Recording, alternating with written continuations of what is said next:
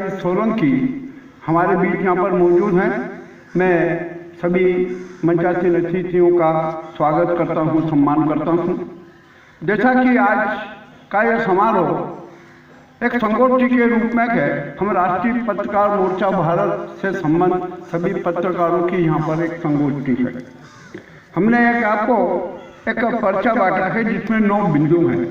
हमें उन 9 बिंदुओं पर बड़े गंभीरता से चर्चा करना है, उन पर निर्णय लेना है। सिर्फ निर्णय लेना नहीं, उन्हें मूर्त रूप में भी देना है।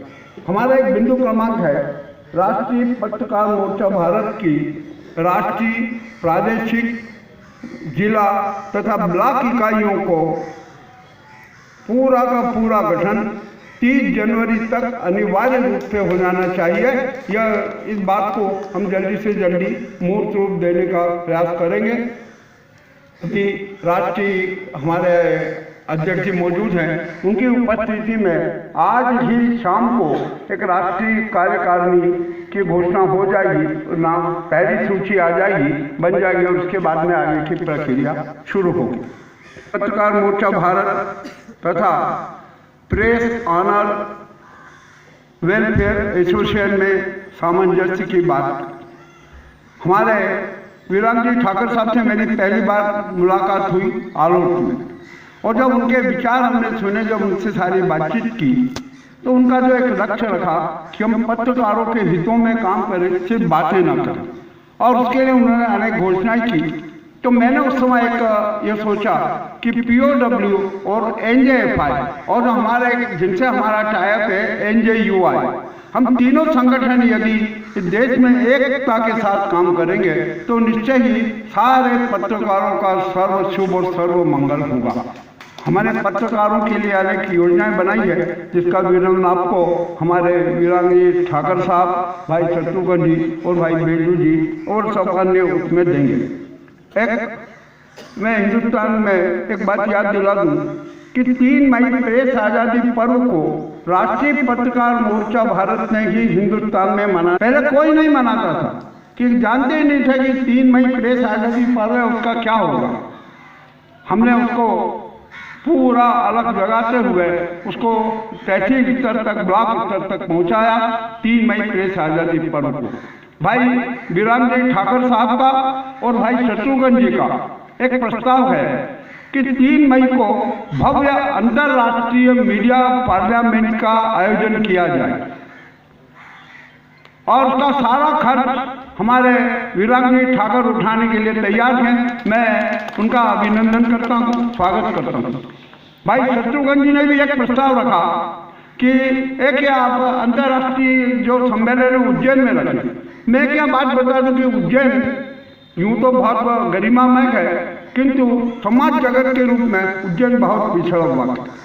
यहाँ पर कदम कदम पर दीवारें हैं, यहाँ पर कदम कदम पर बैरियर्स हैं, यहाँ पर कदम कदम पर अलग अलग मानसिकता है। तो हम चाहते हैं कि एक ऐसी मानसिकता हो जाए कि जिसमें पूरा भारत, पूरा विश्व एकता के सूत्र में बन जाए। तो जो वीरांग जी ठाकर साहब का जो प्रस्ताव है, विचार करना है, जैसा हमारे भाई बेजू शर्मा जी हैं, शत्रुघ्न जी हैं, ठाकर जी हैं, उपाध्याय जी हैं, हिंदुस्तान शर्मा जी हैं, मिश्रा जी, और हम सब सदस्य जो मिलकर निर्णय लेंगे वो करेंगे। शत्रुघ्न जी का एक प्रस्ताव आज से 4 दिन पहले आया कि अब विक्रमादित्य भवन है, उसमें अपन एक कार्यक्रम रखेंगे, उसमें सांस्कृतिक कार्यक्रम भी रखेंगे। क्या कथक नृत्य है ना, कथक और दूसरे सब प्रकार का। मेरे कहा बहुत अच्छी बात है, किंतु ये स्थान उज्जैन इस अंतर्राष्ट्रीय समारोह के लायक नहीं है। मैं हकीकत हूँ, यह उज्जैन की कोई बुराई नहीं कर रहा हूँ। यहाँ की जो मानसिकता मैंने देखी हमने 20 वर्षों की यात्रा में, वह इतनी छोटी मानसिकता है कि वो यहाँ जी हैं, शत्रुघ्न जी हैं, बेजू जी हैं, जो ये निर्णय देंगे वो शिरोधार्य होगा। जो हम 3 मई को media parliament, international media parliament जो करने वाले हैं, उसमें जो कथक नृत्य वो एक सांस्कृतिक कार्यक्रम हो जाए, एक दोपहर का कार्यक्रम बौद्धिक हो जाए, दूसरा कार्यक्रम सांस्कृतिक हो जाए तो और अच्छा होगा। अब इसके बारे में भी हमें आज शाम को पूरा निर्णय कर लिया जाएगा, आप सबकी समझ, आप सबके विचार होने। अब NMWTI आज तक के इतिहास में पत्रकारों के हितों के नाम पर बहुत बातें की गई हैं, परंतु उन बातों का किसी ने आज तक मुंह तोड़ नहीं किया। हमने पहली बार 2004 में national media man welfare trust बनाया, ट्रस्ट इंडिया, जो राष्ट्रीय पत्रकार मोर्चा भारत उसकी मातृ संस्थक है और उसके अंतर्गत ये सब सारी गतिविधियां चलती हैं। ट्रस्ट भी उसी का वो है और उस ट्रस्ट का जो कोच है उसको हमने अटल पत्रकार कल्याण कोष के नाम से संबोधित किया। हम क्या कोई अपना एहसान जताने नहीं चाहते। हमने जितने भी पत्रकारों की हमसे जितनी बन सकती है हमने उसके माध्यम से सेवा की है। और अब तो ठाकुर साहब आ गए हैं, हमारे शत्रुघ्न जी है और नई योजनाएं हैं। हम पत्रकारों के हितों की सारी बात करेंगे, उसके ट्रस्ट के मार्फत हर प्रकार की पत्रकारों की हम सेवा करेंगे, उनके कल्याण की बात करेंगे, उनके विकास की बात करेंगे। एक बहुत बड़ा अहम मुद्दा है जिसके लिए हमने बहुत बड़ी अच्छी तैयारी की, इतनी अच्छी तैयारी की कि जिसकी वजह कि पत्रकार सुरक्षा अधिनियम, विश्व एक्ट बना, डॉक्टर सुरक्षा अधिनियम बना, सब कुछ बना। एक पत्रकार सुरक्षा अधिनियम अभी तक क्यों नहीं बन पाया, यह बात मेरी भी समझ में नहीं है। और जहाँ तक मेरे जो हमने समझा है कि हमारी जितनी भी पत्रकार संस्थाएं हैं वे एक मत नहीं है, वे एक साथ मंच पर बैठने को तैयार नहीं। हमें पत्रकार सुरक्षा अधिनियम निश्चय ही बनवाना है। हमने एक प्रारूप बना रखा है, वीरांग जी से भी शर्मा जी ने भी पूरा प्रपोज रखा था। तो हम अब इसके लिए एक पत्रकार सुरक्षा अधिनियम बनाने के लिए हम करीबन 7 तो उसमें वकीलों और 11 पत्रकारों एक ऐसी समिति बना दे ताकि यह कोई बंधन नहीं है। उस समिति में हम 51 पत्रकार भी रख सकते हैं ताकि ई मीडिया पी मीडिया के ये सबके लिए हम सारा कर सकते हैं ताकि एक अच्छा सुव्यवस्थित अधिनियम पत्रकार सुरक्षा अधिनियम बन सके। मुझे पूर्ण विश्वास है कि आप सब लोग किन किन वकीलों को रखना है। इंदौर के वकील हैं, जबलपुर के हैं, आपके गुजरात के हैं, महाराष्ट्र के हैं, सब तरह के वकीलों का एक पैनल बन जाएगा। वो पूरा प्रारूप बना देगा, हम अपने सारे सुझाव दे देंगे, वो उसको पूरा करके हम एक अधिनियम प्रस्तुत करेंगे और उसको 3 मई को जो मीडिया में इंटरनेशनल मीडिया में पार्लियामेंट होने वाला है उसमें आम सहमति से पारित करवाकर हम संसद को भेजेंगे, क्योंकि यह लोक संसद का मामला है, लोक संसद का निर्णय है। वह दिल्ली की संसद जो बैठी हुई है उसकी हमें चिंता नहीं, और उसको लोक संसद में जो प्रस्ताव पारित होगा वो उसे मजबूरी में किसी भी हालत में पारित करना पड़ेगा। हम किसी के मोहताज नहीं है, हमारे संसद कुछ नहीं है। जहाँ तक मेरी निगाह में है संसद मच्छी बाजार है, अखाड़ा है, इसके अलावा कुछ भी नहीं है। जिस संसद में 67% लोग दागी हो वो संसद क्या देश का भला करेगी, यह भी एक आपका शौक के बीच में और हम सबके बीच में सोचने का प्रश्न है। ये बात थी पत्रकार सेवा कल्याण और उसके लिए हमने बहुत अच्छी योजनाएं दी हैं। बट एक सबसे बड़ी मजबूरी आती है हम पत्रकारों में ही आपस में एक संकुचित भावना है। हम हमारे साथी को हमारे लेवल पर खड़ा करना नहीं चाहते, हम उसकी टांगे काट देते हैं, हम कह देंगे तो हमारे साथ विकलांग रूप में चल। हमारा यह प्रवृत्ति खत्म करना है। हमें तो यह तैयार करना कि हमारा साथी जब आज मेरा ध्येय रहता है कि हमारा जो साथी है वो मुझसे अच्छा हो और मुझसे बड़ा सक्रिय और अच्छा नाम कमाए। हमारे को ऐसी भावना रखना है और इसी भावना से हमें पूरा काम करना है। और अंतिम बात यह है कि जो NJFI और POWA की एक पारदर्शिता और मेंबरशिप के लिए कि हम सबका एक दूसरे से परिचय हो जाए, संपर्क अभियान बना रहे, हमने www.njfi.in एक वेबसाइट चालू की है। उसमें POWA के और NJFI के सभी सदस्यों का संपूर्ण विवरण रहेगा और जो जुड़ते जाएंगे उसमें सबका वो विवरण चलता रहेगा, बनता रहेगा, ताकि संपर्क अभियान भी एक दूसरे से पूरा होता रहे। और एक सबसे एक महत्वपूर्ण प्रश्न यह है कि पत्रकारों पर अन्याय होते हैं, अत्याचार होते हैं। इसकी हमें बहुत शिकायत भी मिलती है कि ऐसा हुआ, ये हुआ, परंतु जहाँ तक मेरा मानना है कि हम अपने आप पे इतने सक्षम हो जाएं कि चाहे कौन सा भी माफिया समूह हो वो हम पर हाथ डालने का प्रयास न करे। इसके लिए हमें अपना चरित्र बनाना पड़ेगा, सुसंस्कारित होना पड़ेगा और हम अपने आप को आत्मनियंत्रित होकर ही आगे काम करना पड़ेगा।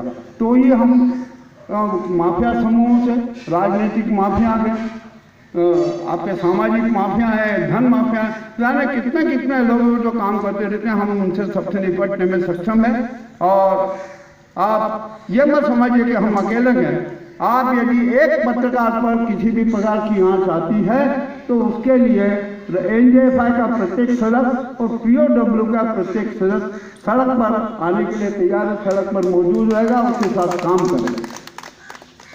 एक पत्रकारों की भाई विराम जी ने एक जो घोषणा की आलोक में कि वे दिवंगत पत्रकार है, उनको 1 लाख रुपए की आर्थिक सहायता दी जाए। मैं थोड़ा इसमें संशोधन चाहता हूँ। विराम जी, शत्रुघ्न जी, बैजू जी सभी है, मुर्दों के लिए तो लोग, परंतु सबसे बड़ी बात मजबूरी है कि हम जीवंत लोगों की जीवंतता की परवाह नहीं करते, जीवंतता को वो नहीं। मेरा एक प्रयास ये है, मेरा अपना सोच है कि हम मुर्दों की बात भी करें, उनके परिवार के संरक्षण का दायित्व तो हम संसारगत ले लें, किंतु जो पत्रकार जीवंत हैं, जो यहाँ पर मैदान में काम करते हैं, आर्थिक ग्रस्त होते हैं, बीमार हो जाते हैं, तो उनको उपचार के लिए वो नहीं होता है, पैसा होता है। आज उनके बच्चे पढ़ने जाते हैं, उनके लिए फीस के लिए पैसा नहीं होता है। तो हम पत्रकार संरक्षण की एक ऐसी नीति बना लें, हम उनको कैश देने की बजाय उनको संरक्षण में सारा पैसा व्यय कर दें, तो ये सबसे और अच्छा काम होगा।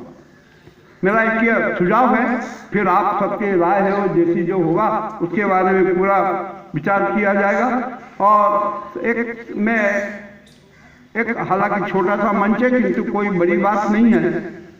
हम पत्रकारों के उत्पीड़न के मामले जब प्रेस काउंसिल ऑफ इंडिया में हम भेजते हैं तो दिल्ली का जाना पड़ता है। मैंने अपना एक सुझाव है कि प्रेस काउंसिल ऑफ इंडिया के प्रत्येक जिले में एक शाखा होना चाहिए। में press council of Hindustan, Bihar, सब तरफ वहाँ पर एक उसकी शाखा होना चाहिए। वहाँ के उसके पत्रकार सदस्य भी हों, उसमें जो न्यायाधीश बैठता हो वो भी उसका वो एक उसका पूरा स्वरूप ऐसा बनाना चाहिए। यह भी हम एक प्रस्ताव केंद्रीय सूचना एवं प्रसारण मंत्री को भेजेंगे। वे शायद माने न माने, किंतु हमारा एक अपना विचार है, हमारा अपना आंदोलन। मैंने बहुत समय ले लिया, इतना ही कहकर मैं अपना स्थान ग्रहण करता हूँ। आपने जो बातें सुनी उस पर मैं आपका निर्णय भी चाहूँगा। हमारे अध्यक्ष महोदय हैं, वीरांग जी हैं, सब आपसे व्यक्तिगत भी चर्चा करेंगे और आपका क्या निर्णय है, आपके क्या सुझाव है, सबके अंतर्गत मूर्त रूप देते हुए हम उनको किसी भी कीमत में मूर्त रूप देंगे, चाहे कुछ भी हो जाए। आप ये सोच लीजिए कि हमारे यहाँ पर धन की कोई कमी नहीं है। हमारे बैजू शर्मा जी है, वीरांग जी है, उपाध्याय जी हैं और इतने सारे सक्षम, संतोष चोपड़ा जी हैं, इतने सारे सक्षम साथी हैं कि 1 करोड़, 2 करोड़, 5 करोड़ का जितना संकल्प है, हम हमारे पत्रकार साथियों को अपने स्वाभिमान का, अपनी कड़ी मेहनत का, अपनी ईमान की कमाई से उनकी सेवा करेंगे। हम बेईमानी और चंदेबाजी से कभी किसी प्रकार का कोई वो नहीं करेंगे। आज तक के एक रिकॉर्ड है कि हमने जितने भी समारोह किए गए, हमारी 20 वर्ष की एनजेएफआई की यात्रा रही, हमने आज तक कभी किसी से 1 रुपये का चंदा न तो लिया गया और न भविष्य में कभी लेंगे। यही संकल्प हमारे पीओडब्ल्यू का भी। अभी हमारे एक बीमा के आने वाले हैं साथी, वो बता रहे थे कि हर पत्रकार का मेडिक्लेम पूरे परिवार का एक ग्रुप बीमा हम करवा दें। तो वो उनकी क्या योजना है, ऐसा ना हो कि हमारे पत्रकार साथियों पर एक आर्थिक बड़ा बोझ बढ़ जाए। सारा का सारा जो दायित्व है वो इस संस्था के मेडिक्लेम बीमा का जो भी योजना होगी वो पीओडब्ल्यू और एनजेएफआई के माध्यम से होगी। और उस योजना में पूरे पत्रकार परिवार का हर सदस्य, छोटा बड़ा, उसके माता पिता, सब पे सब शरीक होना चाहिए। ऐसी हमें एक पॉलिसी चाहिए ताकि हमारे पत्रकार साथी को कभी उपचार के लिए कोई दिक्कत न पड़े, तो ताकि वो उपचार के जाए तो कहीं भी किसी भी अस्पताल में चल जाए तो उसका उपचार हो सके। बहुत बहुत धन्यवाद।